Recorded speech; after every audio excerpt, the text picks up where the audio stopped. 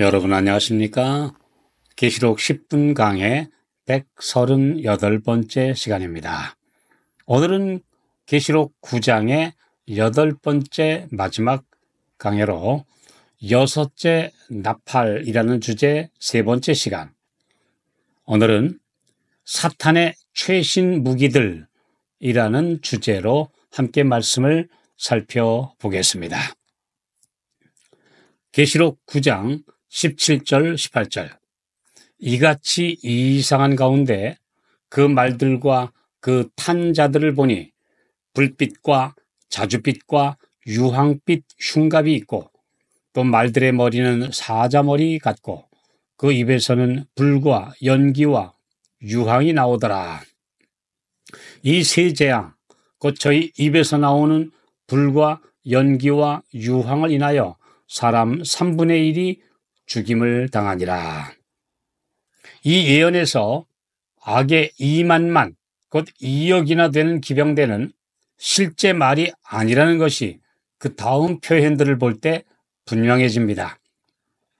1차적인 해석으로 불과 연기와 유황을 입에서 내뿜는 말이란 현대화된 각종 무기와 전투기 그리고 장갑차 등을 가리키는 표현입니다.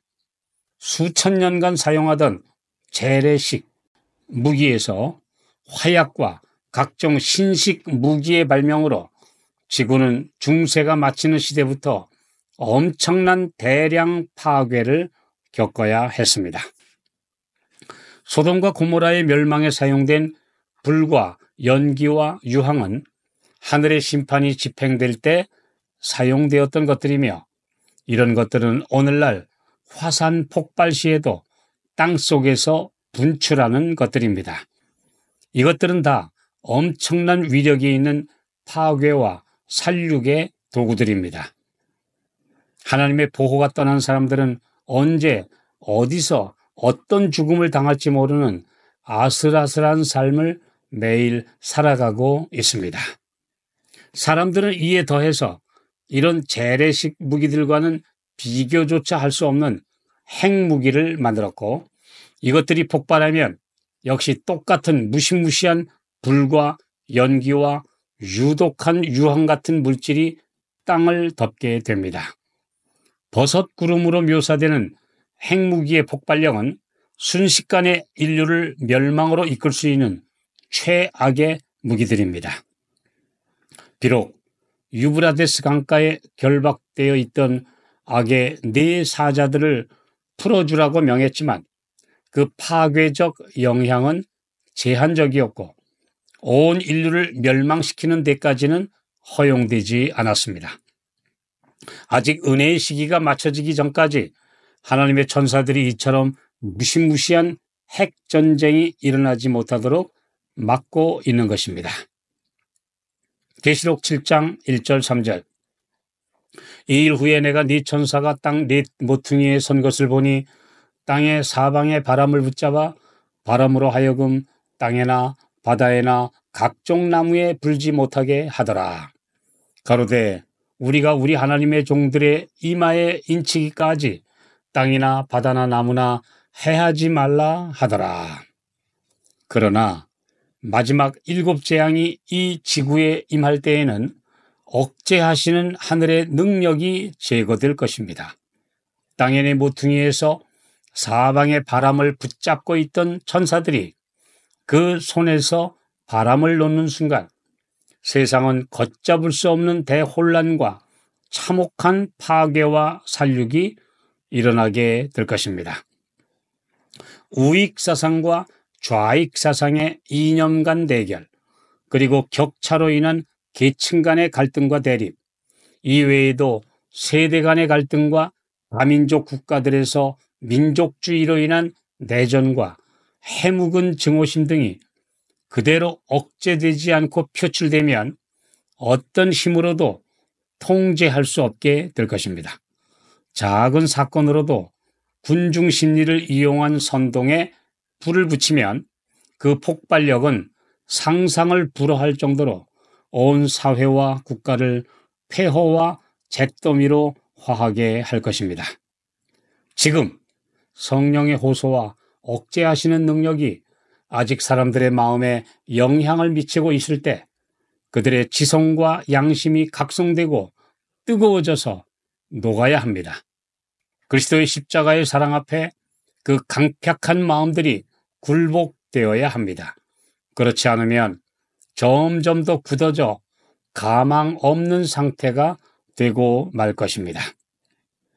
계시록 9장 19절 이 말들의 힘은 그 입과 그 꼬리에 있으니 그 꼬리는 뱀 같고 또 꼬리에 머리가 있어 이것으로 해하더라. 이만만의 기병이 무엇을 의미하는지 1차적으로 현대의 가공할 무기들을 가리킨 것으로 적용하는 데 이어 두 번째, 이런 상징의 적용은 사람들의 정신을 파괴하는 온갖 악의 도구와 사이버 무기들을 상징하고 있습니다. 악의 군대가 가장 크게 성공하는 무기는 그 입과 꼬리를 이용하는 것이라고 했는데, 먼저 입을 통한 대량 무기는 바로 현대사회에서 방송과 SNS 등 온갖 매스컴을 이용해 사탄에게 이용당한 사람들과 영상 프로그램을 통한 세뇌시키는 작업에 의해 사람들이 서서히 그리스도와 그 구원하시는 은혜로부터 점점 더 멀어지고 있습니다. 이사야 9장 15절 꼬리는 곧 거짓말을 가르치는 선지자라. 몸체를 조종하는 꼬리는 방향타를 가리키며 선지자와 목사와 교사들이 하나님의 말씀에서 벗어난 길로 가도록 뒤에서 조종하고 있습니다. 눈에 보이지 않게 군중들을 조종하는 세력들은 교묘하게 거짓 사상을 주입시키고 있습니다.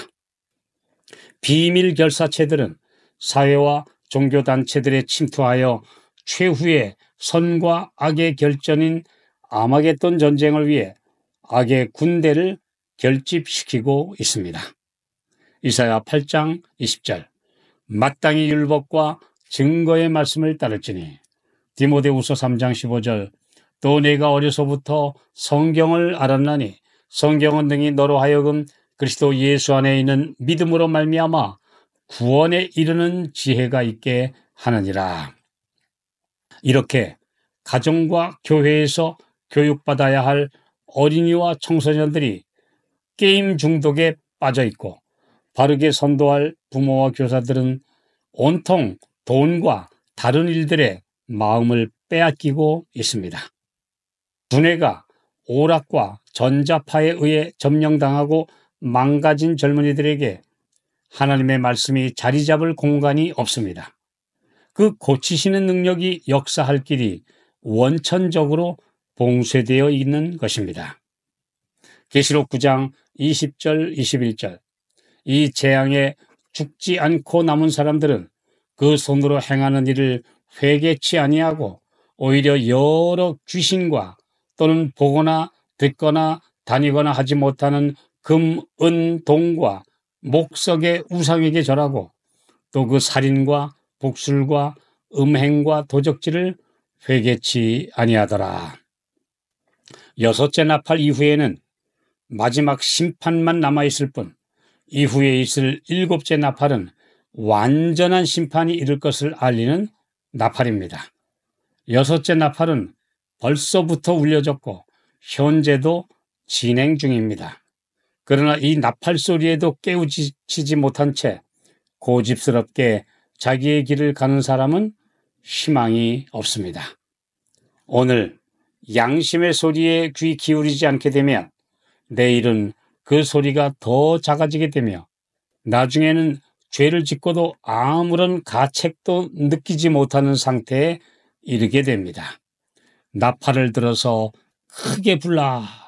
하나님의 은혜의 시기가 오늘도 남아있음에 감사하며 내 마음과 이웃의 마음에 깨우시는 하늘의 나팔 소리를 울려야 합니다.